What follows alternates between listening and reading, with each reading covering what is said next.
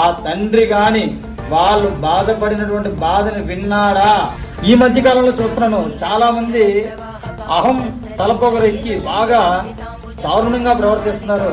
ఎలా అంటే మమ్మల్ని ఎవడు ఆపుతాడులే, మమ్మల్ని ఎవడు ఏం చేస్తాడని డబ్బు బలం, రాజకీయ బలం, పలుకుబడితో చాలా విర్రవీగుతున్నారు చాలా మంది ఉన్నారు.